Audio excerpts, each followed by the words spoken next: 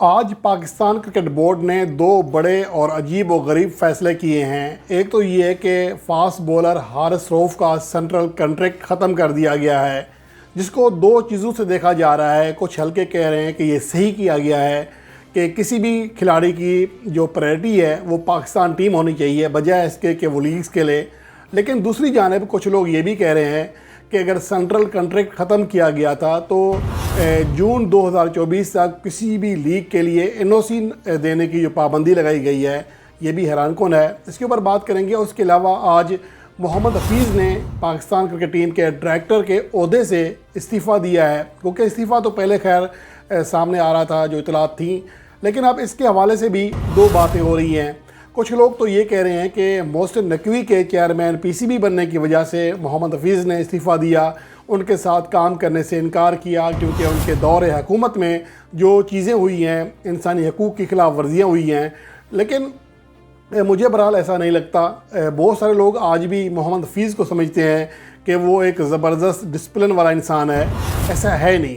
اس کی میں مثال آپ کے سامنے یوں رکھتا ہوں کہ محمد عامر جب ان کا کم بیک ہو رہا تھا 2016 میں، شاید افریدی کیپٹن تھے، تو محمد حفیظ نے واضح طور پر یہ کہا تھا کہ اگر محمد عامر پاکستان ٹیم میں کھیلے گا تو وہ نہیں کھیلیں گے۔ ایک طرح سے بہت بڑا پریشر کریٹ کیا تھا، اور کچھ کھلاڑیوں کو بھی ساتھ ملا لیا تھا کہ اگر محمد عامر واپس آتا ہے تو ہم نہیں کھیلیں گے، اور ایک بہت بھرپور طریقے سے کمپین کی تھی ان کے خلاف۔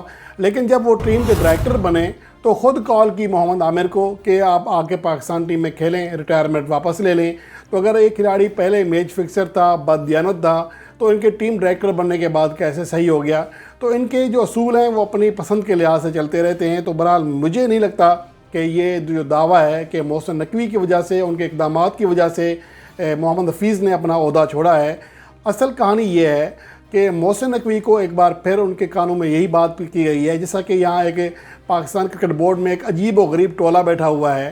یہ آتے ہی ان کی اصل میں پاکستان کے جو مقامی کوچز ہیں ان کے ساتھ بنتی نہیں ہیں۔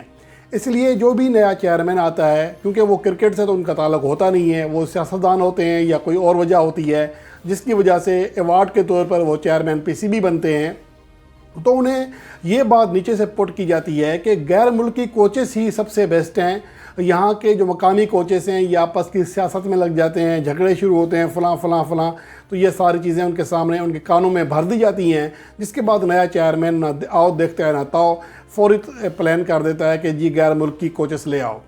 اب نجم سیٹھی نے بھی یہی کیا تھا۔ اب سوال یہ پیدا ہوتا ہے کہ محسن نقوی کس کو راضی کریں گے کہ وہ پاکستان ٹیم کا کوچ بنے، جبکہ محسن نقوی کا خود اپنا جو فیوچر ہے وہ سٹیک پر ہے۔ اس کی وجہ یہ ہے کہ اگلی حکومت کس کی بنتی ہے، اس کے بعد اگلا اگر prime minister P T I سے آ جاتا ہے، یا پھر فرض کریں کہ یہ کنٹینیو رہتے ہیں، جو بھی حالات بنتے ہیں، تو زیادہ عرصہ حکومت کے رہنے کا بھی امکان نہیں ہے۔ تو جس طرح کے سابقہ دور تھا، تو مکی آرتھر نے بھی اس صورتحال کو دیکھتے ہوئے، پاکستان کے اس حالات کو دیکھتے ہوئے یہ کہا تھا کہ میں پارٹ ٹائم کوچنگ کر سکتا ہوں، لیکن فل ٹائم میں اپنی ڈربی شہر کو دوں گا جہاں پر میرا 3 سال کا کنٹریکٹ ہے، اور یہاں تو کوئی پتہ نہیں ہوتا۔ اور اس کی بات بالکل صحیح نکلی۔ نجم سیٹھی چلے گئے، اس کے بعد جو ہوا مکی آرتھر کے بارے میں سب کو پتہ ہے۔ تو اب یہ چیزیں، ایک تو پہلا سوال یہ ہوگا غیر ملکی کوچ، پہلی بات تو یہ آنے کے لیے کوئی راضی ہی نہیں ہوگا اب اس صورتحال میں کہ پاکستان میں ایک تماشا لگا ہوا ہے، چیئرمین پی سی بی ایسے چینج ہوتے ہیں جیسے کپڑے انسان چینج کر رہا ہو۔ تو اس طرح کوئی بھی سنسیئر کوچ جس کا ایک ہائی پروفائل ہو، جو اپنے آپ سے سنسیئر ہو، اپنی جاب سے، اپنی عزت سے، ان کو پتہ ہو کہ یار میری عزت نفس کا بھی مسئلہ ہے، تو وہ کبھی بھی نہیں آئے گا۔ تو اب یہ جو پلاننگ کی جا رہی ہے کہ غیر ملکی آپ کوئی وہی ریلو کا ٹائپ کا کوئی کوچ لے آئیں گے، صرف یہ ہو کہ غیر ملکی ہو، بھائی پاکستانی نہ ہو، تو یہ اس طرح کام چلائیں گے، اور یہ پاکستان کرکٹ اس طرح بہتر نہیں ہوگی، کیونکہ پاکستان کے جو کوچز رہے ہیں انہوں نے بہرحال ڈیلیور کیا ہے۔ محسن خان کا کوئی تجربہ نہیں تھا کوچنگ میں، لیکن انہوں نے ڈیلیور کیا۔ اس کے علاوہ سب سے بڑی مثال ثقلین مشتاق تھے، انہوں نے بہت شاندار ڈیلیور کیا۔ ان کے دور میں پاکستان نے بہت بہترین کرکٹ کھیلی، بہت بہترین نتائج دیے، لیکن انہیں باہر کر دیا گیا۔ تو اب اگر یہ چیزیں ایک بار پھر کی جاتی ہیں تو میرے خیال میں یہ پاکستان کرکٹ کے لیے اچھا نہیں ہوگا۔ اور اس کے علاوہ محمد حفیظ جنہوں نے یہ عہدہ چھوڑا ہے، تو کلیئر کرنا چاہیے کہ بھائی وہ یہ عہدہ کیوں چھوڑ رہے ہیں. وہ تو لمبے، حالانکہ میرے خیال میں صحیح ہوا ہے، یہ پاکستان کرکٹ کے لیے صحیح ہے، کیونکہ محمد حفیظ کے جو فیصلے ہیں وہ پاکستان کرکٹ کے لیے صحیح نہیں تھے. لیکن ان کے جو بڑے بڑے دعوے تھے، وہ آئیں گے ٹیم کے اندر ایک نئی روح پھونک دیں گے، سارے ماڈرن ڈے کرکٹ کھیلنا شروع کر دیں گے، یہ ہو جائے گا وہ ہو جائے گا. تو اب یہ دعوے سارے کہاں گئے؟ تو اب بہرحال یہ کہ پاکستانی شائقین کے لیے کسی حد تک یہ اچھی خبر بھی ہے کہ وہ چلے گئے ہیں، کیونکہ جو ان کے دور میں پاکستان کو شکستیں ہوئی ہیں اس سے پاکستان کے شائقین بری طرح مایوس تھے. آسٹریلیا میں تو چلیں ایک ایسی شکست ہے جس کی توقع تھی، لیکن جو نیوزی لینڈ میں پاکستان کو بدترین شکستیں ہوئی T20 سیریز میں، اس کی کوئی توقع نہیں کر رہا تھا. لگاتار 4 T20 میچز ہارے، اور آخری میچ میں بھی پاکستان ٹیم 134 رنز بنا کر آؤٹ ہو گئی تھی. لیکن بھلا ان کا کہ وہ بھی 92 پہ آل آؤٹ ہو گئے، ورنہ پاکستان کو تاریخ کا بدترین کلین سویپ ہونے جا رہا تھا. تو اس کے بعد اب T20 ورلڈ کپ 2024 سے بھی جو امیدیں ہیں وہ نہیں تھیں، وہ مایوسی ہو گئی تھی، ٹیم کا سارا ماحول خراب ہو گیا تھا. تو اب کچھ بہتری دکھائی دے سکتی ہے آگے چل کر لیکن اصل چیز یہ ہے کہ کون آتا ہے اور کیا پالیسی آتی ہے. کہیں ایسے کوچز اگر پھر آ گئے، ایسے ڈائریکٹر پھر آ گئے جن کے ذہن میں یہی ہو کہ یار وہ یوں چینج کر دیں گے، یوں چینج کر دیں گے، یوں ہو جائے گا، تو پھر اس طرح نہیں ہوتا. یہ کرکٹ ہے، یہ انٹرنیشنل کرکٹ ہے، یہ ایسے نہیں ہوتی ہے.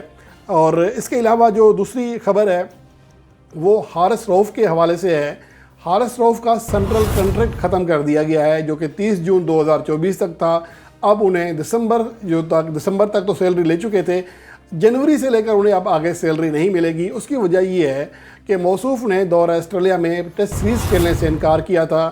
اور اس کے حوالے سے حارث رؤف کا ایک بیان بھی سامنے آیا ان کے کسی دوست کا کہ وہ ریٹائرمنٹ لینے کے بارے میں سوچ رہے تھے کہ اگر اس طرح PCB کا رویہ ایسا رہا تو وہ ریٹائرمنٹ لے لیں گے، لیکن برحال انہوں نے نہیں لی تھی، دوستوں نے سمجھا دیا تھا. اب اس کے بعد وہ پاکستان کی جو نیوزی لینڈ کی جو سیریز کھیلی گئی T20 فارمیٹ کی، اس میں ان کا کم بیک ہوا، اس میں اچھی کرکٹ اچھی تو خیر نہیں کھیلے لیکن کھیلے. اب سوال یہ پیدا ہوتا ہے کہ حارث رؤف اس پہ کیا ری ایکشن دیں گے، جو کہ پہلے ہی ان کی طرف سے یہ باتیں سامنے آ چکی ہیں کہ وہ ریٹائرمنٹ لینے کا سوچ رہے تھے. اور ان کی جو پرفارمنس ہے وائٹ بال میں وہ بھی شدید متاثر ہوئی ہے. ورلڈ کپ 2023 میں انہوں نے ریکارڈ قائم کیا سب سے زیادہ رنز دینے کا ایک ورلڈ کپ میں، بری طرح پیٹے، ڈیتھ اوورز میں ضرور وکٹیں حاصل کی، لیکن جو پاور پلے میں جو ان کی کٹ لگی وہ اس کی مثال نہیں ملتی. اور پاکستان کی شکستوں میں حارث رؤف کی خراب بولنگ کا بھی بڑا ایک کردار تھا. لیکن اب سوال یہ پیدا ہوتا ہے کہ حارث رؤف کون سا راستہ اختیار کریں گے، کیونکہ آج کل ایک ٹرینڈ بن چکا ہے کہ ہر کوئی اعظم خان تک دھمکی دے رہا ہے، حالانکہ ان کی تو کوئی پرفارمنس نہیں ہے پاکستان ٹیم کے لیے کھیلتے ہوئے. جب ان سے یہ کہا جاتا ہے کہ آپ کی پرفارمنس اچھی نہیں ہے، 9 اننگز کھیل چکے ہیں، لیکن وہ کہتے ہیں جی مجھے پوری سیریز کھلائیں گے تو پھر پرفارمنس کا پتہ چلے گا. یار ایسا بھی نہیں ہوتا کہ بہت سارے ایسے کھلاڑی ہیں، یہ ایک محض ایک بہانہ ہے. مجھے نہیں لگتا. اب دیکھیں اگر لگاتار آپ 3 میچز کھیل گئے ہو اور کسی میچ میں آپ کریز پر قیام نہیں کر پا رہے، اور آپ کو جو سب سے آسان سیریز ملی تھی افغانستان کے خلاف، کیونکہ اس میں اسپنر زیادہ تھے، اس سیریز کے پہلے دونوں میچوں میں موقع دیا گیا، بدترین ناکامی ہوئی. تو اس طرح پھر نہیں ہوتا کہ آپ ناکام بھی ہو رہے ہوں لیکن یہ بھی کہیں کہ نہیں جی مجھے پوری سیریز کھلائیں تو پھر بات بنے گی.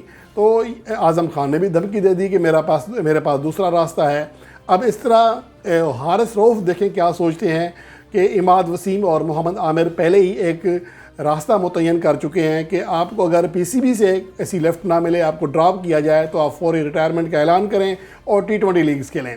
اب حارث رؤف اس حوالے سے کیا فیصلہ کرتے ہیں، کیونکہ ان کے بارے میں پہلے ہی موقف آ چکا ہے کہ جب وہ دورہ آسٹریلیا کے حوالے سے ان کے پر پریشر ڈالا گیا تھا کھیلنے کے لیے تو وہ ریٹائرمنٹ لینے پر غور کر رہے تھے. اب کیا وہ ریٹائر ہوں گے، یہ ایک بڑا سوال ہے. اس کا جواب ہمیں آئندہ چند ہفتوں میں مل جائے گا، لیکن میرے خیال میں حارث رؤف کو جلد بازی کا مظاہرہ نہیں کرنا چاہیے. اور دوسری بات یہ ہے کہ PCB کو بھی چاہیے تھا کہ اس حوالے سے ان کو کچھ اعتماد دیتے. ٹھیک ہے، یہ کلیہ صحیح ہے کہ جو پہلی ترجیح ہے وہ پاکستان ٹیم ہی ہونی چاہیے، لیکن سوال یہ پیدا ہوتا ہے کہ حارث رؤف کو ٹیسٹ پلیئر تو ہے ہی نہیں.